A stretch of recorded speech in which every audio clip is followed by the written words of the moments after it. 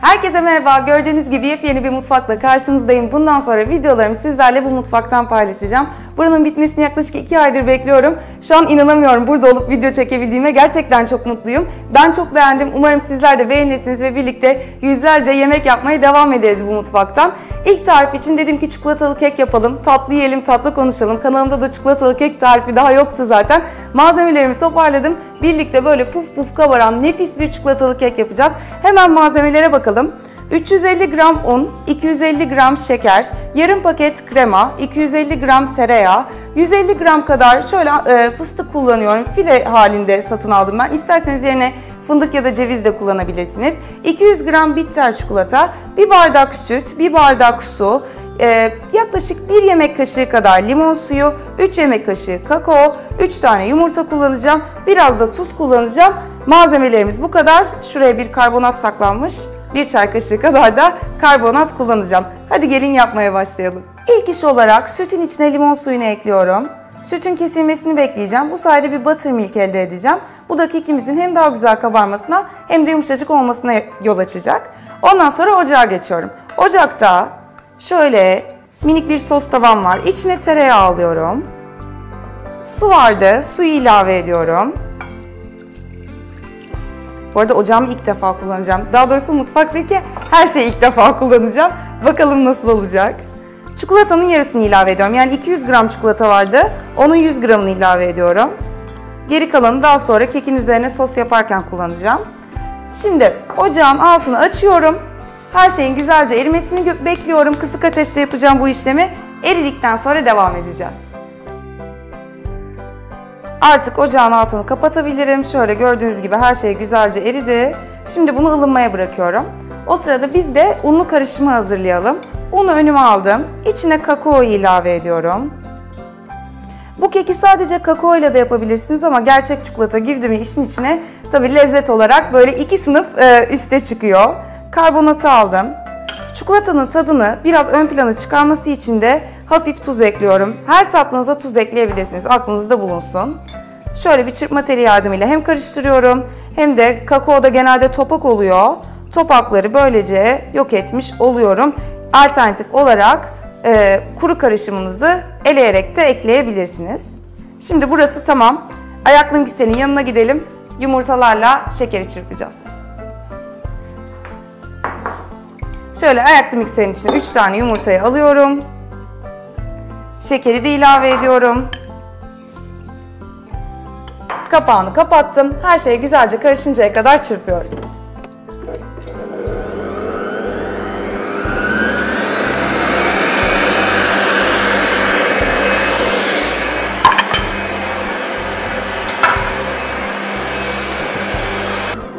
Yumurtalar ve şeker tamam. Şimdi limonla birlikte kestiğim sütü yani buttermilk'i ilave ediyorum. Ve de tekrar çırpıyoruz. Sütü de karıştırdım. Şimdi bir yandan çırparak, çünkü hala biraz çikolatalı karışımım sıcak, yumurtaların pişmesini istemiyorum. Bir yandan çırparak yavaş yavaş erittiğim çikolata ve tereyağını da ilave ediyorum. Her şeyin iyice karışması için 1-2 dakika daha çırpıyorum.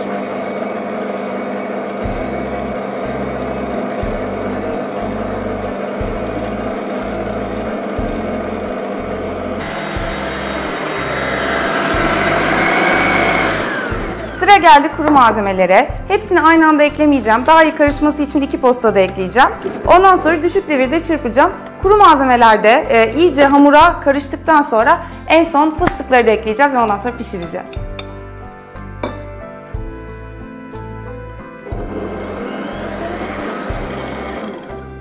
Un da güzelce karıştı. Şimdi fıstıkların yarısını ekliyorum. Kalan yarısını da en son dışını süslemek için kullanacağım.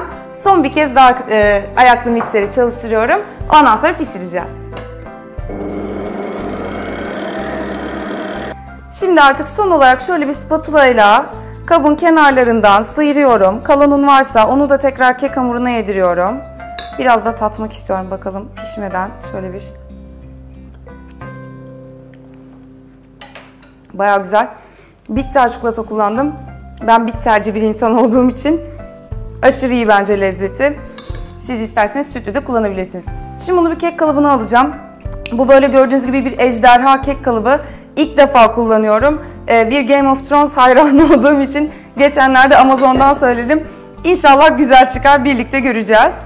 Hazırladığım karışımı ejderhanın içine ilave ediyorum. Daha sonra 170 derecede önceden ısıttığım fırına vereceğim ve yaklaşık bir 50 dakika boyunca pişireceğim. Güzelce kabaracak. Biz de o sırada ganajını hazırlayacağız. Ondan sonra da servise hazır olacak.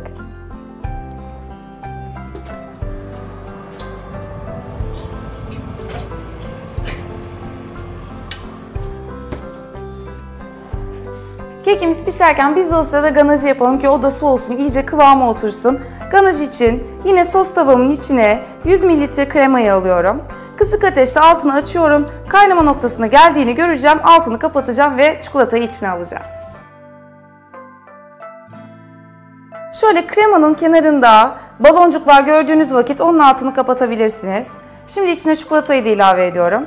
Bir 3 dakika bekleyeceğim. Kremanın ısısında erimesine izin vereceğim. Ondan sonra da şöyle spatula ile karıştıracağım. Sonra da soğumaya bırakacağım. Böylece kekimiz piştiğinde sosu da hazır olacak. Ve çikolatalı kekimiz hazır. Gördüğünüz gibi şöyle tatlı bir dragon şeklinde şu anda. Yumurtaları şurada, kafası burada. Şimdi bunu ganajla birlikte üzerinden geçeceğim. Ondan sonra Antep fıstığını da dökünce işte bir bambaşka bir boyuta gelecek.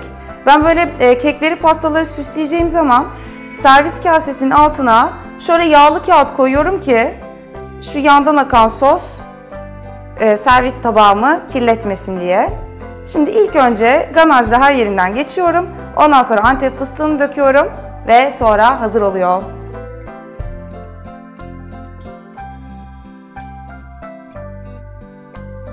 Süsledim ama bence ejderhaya benzemez. Alakası yok. Evet, kalıptan iyi sonuç alamadık. Belki ilk çıktığında daha bir ejderhaya benziyordu ama... Ejderha nerede? Ejderha şu, gösteriyorum. Şu ejderhanın kafası, şu üzerine Antep fıstığı koymadıklarım yumurtalar. Yani bilmiyorum, bu kalıbı almayın. Normal kalıpta da olur bu. Ama bakalım tadı nasıl olmuş. Bu arada Merve geldi yanıma. Gördüğünüz üzere. Bir anda çıktım. Bir anda çıktı. Daha önce de gelmişti dev sufle videoma. Bakalım şimdi mutfağımda pişen ilk keki Merve tatsın istedim. Ama tatlı kaşıklarım nerede bulamadım. Merve kusura bakma. Tatlı çatallarım bu arada zaten. Al bakalım nasıl olmuş tadı. Çok iyi. Kıvamı Ben de müthiş. tadacağım. Dayanamadım, ben de tadacağım.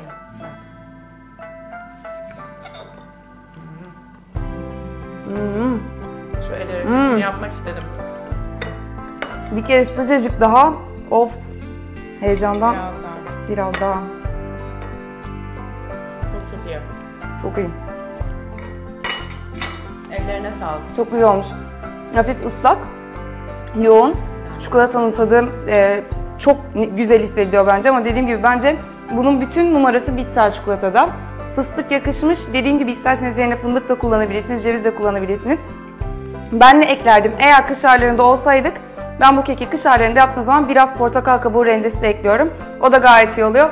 Sizin de aklınızda Devam ediyorum. Çay mı kahve mi ne yapayım? Çay. Tamam, biz şimdi çay yapıyoruz. Eğer bu videoyu beğendiyseniz beğen butonuna basmayı unutmayın. Tarif isteklerinizi aşağı, yorumlarınızı aşağı bırakmayı unutmayın. Yeni mutfağımdan ilk videom bu oldu. İnşallah beğenirsiniz ve umarım bu mutfakla birlikte daha bir sürü tarif yaparız. Hepinizi çok seviyorum. Farklı videolarda görüşeceğiz. Hoşça kalın.